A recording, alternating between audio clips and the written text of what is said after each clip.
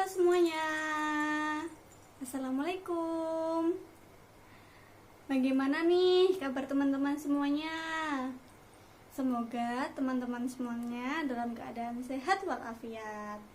Oh ya, sebelumnya perkenalkan, nama saya Dewi Siti Rokana dari jurusan Pendidikan Geografi Universitas Negeri Surabaya angkatan 2018. Nah, pada kesempatan kali ini, Dewi juga ingin mengingatkan kembali kepada teman-teman semuanya supaya tetap menjaga kesehatan dan mematuhi protokol kesehatan yang dianjurkan oleh pemerintah. Nah, pada kesempatan kali ini, Dewi akan mengajak teman-teman semuanya untuk belajar bareng mengenai posisi strategis Indonesia sebagai poros maritim dunia. Nah, sebelum kita mengawali kegiatan belajar bareng pada kesempatan kali ini, alangkah lebih baiknya kita berdoa menurut agama dan kepercayaan masing-masing. Berdoa dipersilahkan.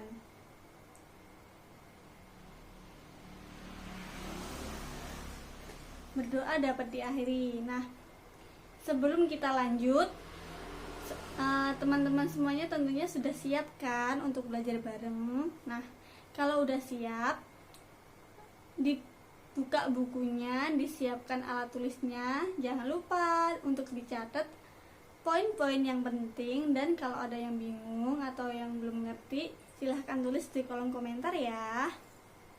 Nah, posisi strategis Indonesia sebagai poros maritim dunia. Sebelumnya Dewi mau tanya nih kepada teman-teman semuanya, kira-kira apa sih tujuannya kok kita itu diharuskan untuk belajar posisi strategis Indonesia sebagai poros maritim dunia? Kira-kira apa ya tujuannya? Nah, ada yang tahu nggak nih tujuannya apa? Nah, di sini Dewi akan coba jelaskan sedikit tujuan mengapa kita harus belajar posisi strategis Indonesia sebagai poros maritim dunia. Untuk tujuan yang pertama antara lain supaya kita dapat memahami kondisi wilayah dan posisi strategis Indonesia sebagai poros maritim dunia. Untuk yang kedua, untuk menyiapkan generasi bahari supaya nantinya dapat mengelola, memanfaatkan, dan melestarikan potensi kelautan yang dimiliki oleh Indonesia. Untuk tujuan yang ketiga, yaitu apabila nih sewaktu-waktu negara Indonesia itu mengalami gangguan atau mengalami pengklaiman dari negara lain terhadap wilayah kedaulatan NKRI. Nah, dengan adanya ilmu pengetahuan yang kita miliki dan bukti-bukti konkret yang dapat dipertahankan, otomatis kita dapat mempertahankan, dapat membela negara kita. Nah, seperti itu ya kira-kira tujuan mengapa pentingnya kita belajar posisi strategis Indonesia sebagai poros maritim dunia. Nah, tadi kan Dewi udah jelaskan nih salah satu tujuan dari pentingnya kita belajar posisi strategis ini adalah untuk menyiapkan generasi bahari yang mampu mengelola, memanfaatkan, dan melestarikan potensi kelautan kan ya. Nah, jadi di sini yang ingin Dewi sampaikan kepada teman-teman semuanya, kan teman-teman semuanya ini nantinya bakal menjadi calon pemimpin. Nah, calon pemimpin itu syaratnya apa? Salah satunya, salah satu menjadi pemimpin itu adalah bijaksana. Nah, bijaksana di sini supaya nanti teman-teman benar-benar mampu memanfaatkan, mampu mengelola, dan mampu melestarikan potensi kelautan yang ada. Seperti itu ya, bukan malah mengeksplor atau bukan malah mengeksploitasi, mengambil secara terus-menerus tanpa adanya pembaruan. Seperti itu jangan ya. Nah, kita lanjut. Bicara tentang posisi strategis, otomatis kita bicara tentang letak. Nah, letak Indonesia ini dibagi menjadi 4. Yang pertama ada letak astronomis, letak geografis, letak geologis, dan letak ekonomis. Nah, yang pertama ada letak astronomis. Letak astronomis itu apa sih? Nah, letak astronomis adalah letak suatu wilayah apabila dilihat dari garis khayal, yaitu garis lintang dan garis bujur. Nah, kira-kira di mana nih letak astronomis Indonesia? Ada yang tahu? Nah, letak astronomis Indonesia itu di antara 6 derajat lintang selatan hingga 11 derajat lintang selatan dan 95 derajat bujur timur hingga 141 derajat bujur timur. Nah, dari letak astronomis ini ternyata itu membawa pengaruh loh untuk negara kita. Apa ya kira-kira pengaruhnya?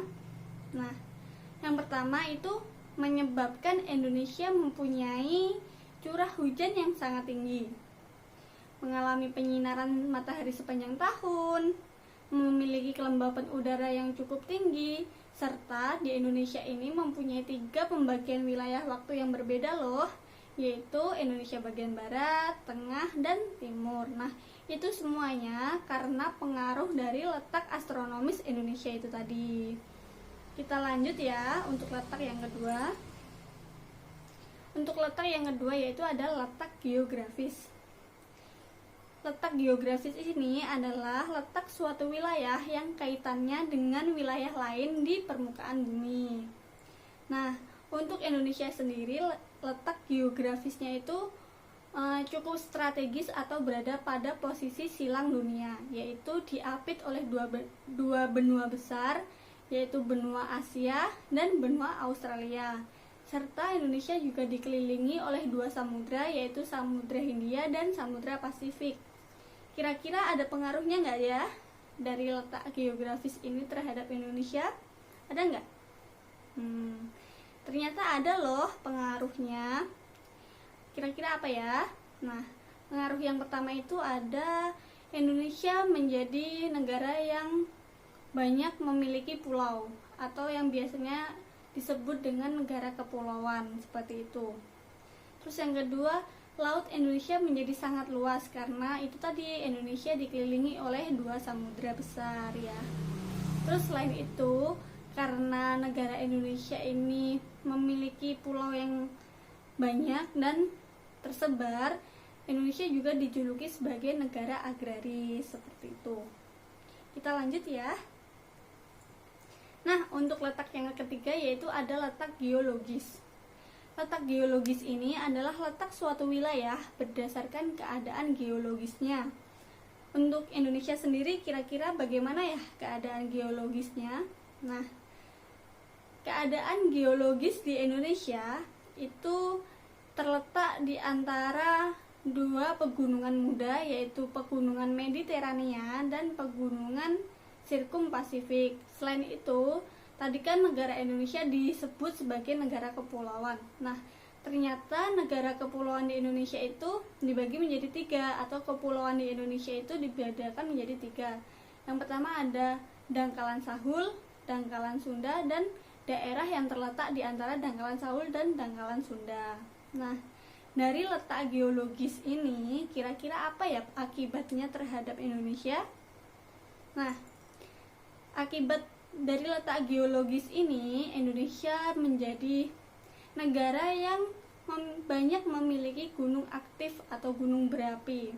Selain itu, Indonesia juga mempunyai potensi tambang yang sangat besar.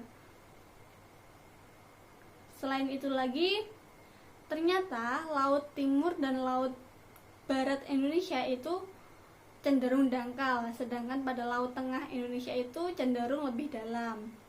Dan akibat dari Indonesia ini letaknya di antara pegunungan muda atau serangkaian pegunungan muda, ini mengakibatkan Indonesia memiliki potensi gempa bumi yang cukup tinggi, baik itu gempa bumi tektonik maupun gempa bumi vulkanik, seperti itu. Nah, kita lanjut pada letak yang keempat, yaitu letak ekonomis. Letak ekonomis yaitu letak suatu negara yang dapat melihat atau dengan melihat jalur dan kehidupan ekonomi antara negara itu sendiri dengan negara lainnya. Nah, Letak ekonomis Indonesia ini bisa dikatakan cukup bagus dikarenakan beberapa hal. Yang pertama yaitu letak Indonesia ini di antara benua Asia dan benua Australia. Ditambah beberapa lagi negara di sekitarnya, sehingga Indonesia ini memiliki letak yang sangat strategis untuk jalur perdagangan. Karena misalnya dari benua Asia ingin ke benua Australia, otomatis mereka melewati Indonesia terlebih dahulu. Nah, akibat dari ini, letak silang yang sangat strategis ini, Indonesia jadi akan kaya terhadap budaya-budaya baru, dan Indonesia juga dapat mengenalkan budayanya mereka kepada negara lain. Terus Indonesia dapat dijadikan sebagai pusat pasar, seperti itu ya. Nah, selain itu, Indonesia kan tadi dikatakan memiliki potensi tambang yang sangat tinggi. Nah, dari potensi yang dimiliki Indonesia ini, Indonesia mampu melakukan kerjasama yang baik dengan negara lain yang membutuhkan suplai atau membutuhkan potensi yang dimiliki oleh Indonesia. Contohnya seperti Malaysia dan Singapura. Mereka membutuhkan bahan-bahan pertanian, pertambangan yang mereka tidak punya, dan mereka membeli dari negara kita, seperti itu. Selain itu, Indonesia ini memiliki kemungkinan yang sangat tinggi untuk dijadikan sebagai pasar dunia, karena yaitu tadi letak Indonesia yang berada pada posisi silang dunia, seperti itu ya. Lanjut.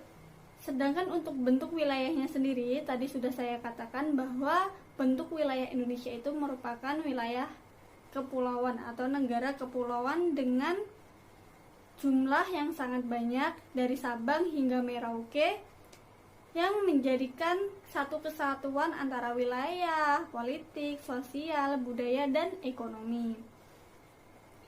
Nah, selanjutnya yaitu mengenai batas-batas wilayah itu sendiri. Nah, ini dibedakan menjadi 3, ada batas geografis, batas politik, dan batas laut.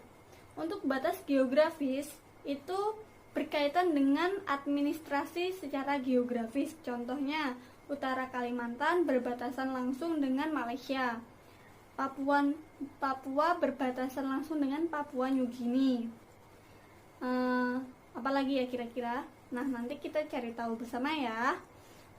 Jangan lupa tulis di kolom komentar juga. Nah, untuk batas yang kedua ada batas politik.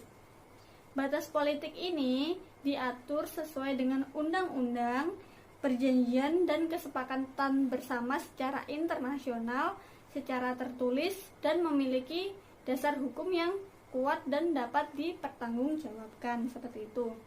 Untuk batas laut sendiri, Indonesia itu tadi dikatakan memiliki laut yang sangat luas.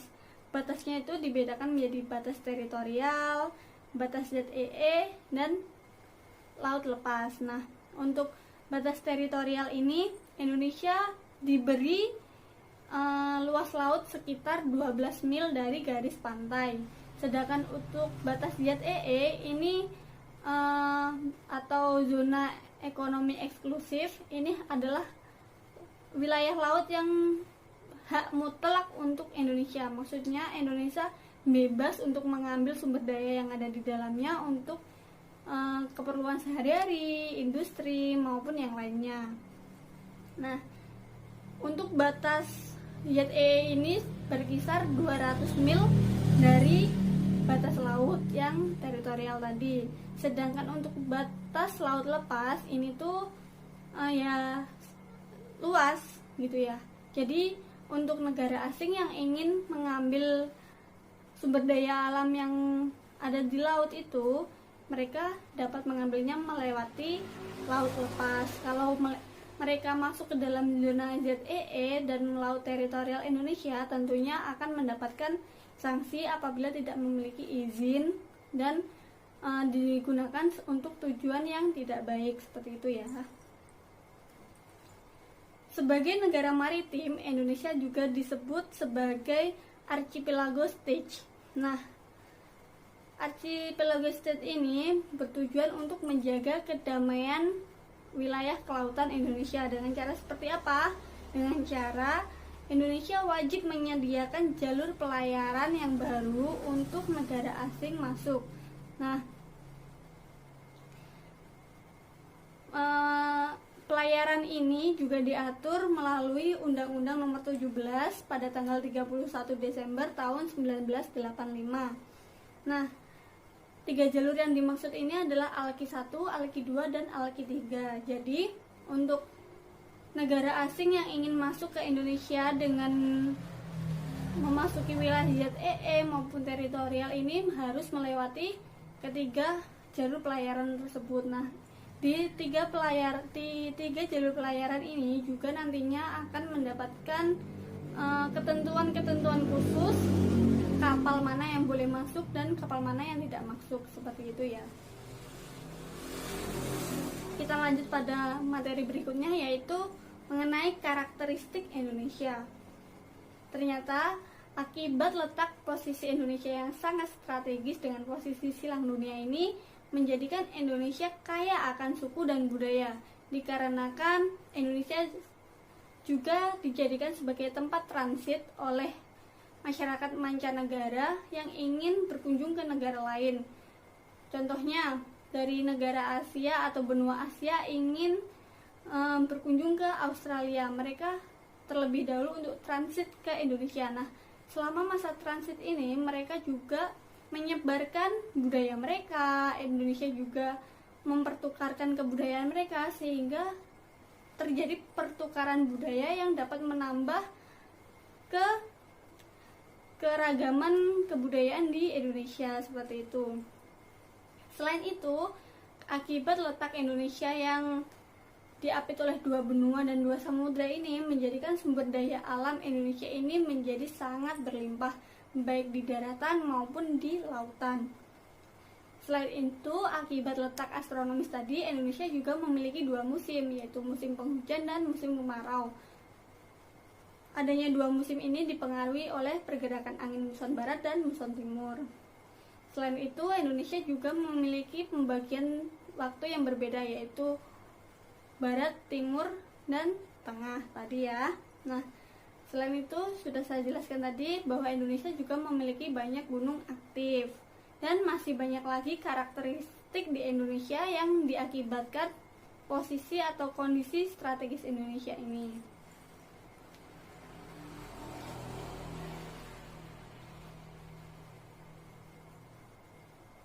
Nah, sebelumnya ada yang dipertanyakan apa enggak nih dari materi yang sudah saya paparkan tadi? Kalau ada yang bingung, jangan lupa tulis di kolom komentar ya. Nah, untuk materi yang selanjutnya itu mengenai pelayaran dan perdagangan. Pelayaran dan perdagangan Indonesia sebenarnya ini sudah ada sejak zaman dahulu. Dibuktikan dengan apa? Dibuktikan dengan adanya relief perahu pada bangunan Candi Borobudur, seperti itu ya. Nah, selain itu, teknologi pembuatan kapal di Indonesia juga dipengaruhi oleh orang asing yang datang ke Indonesia. Misalnya pada waktu penjajahan, pada waktu mereka transit, seperti itu ya. Jadi pada pertemuan itulah terjadinya tukar pikiran, seperti itu, sehingga dapat mempengaruhi kemajuan teknologi di Indonesia perihal pembuatan perahu, seperti itu. Nah, selain itu, jaringan sistem transportasi laut Indonesia ini juga sangat strategis, berfungsi sebagai penunjang kegiatan perdagangan dan pelayaran serta perekonomian, atau biasa disebut ship follow the trades. Selain itu juga dapat merangsang pertumbuhan perekonomian dan wilayah itu sendiri.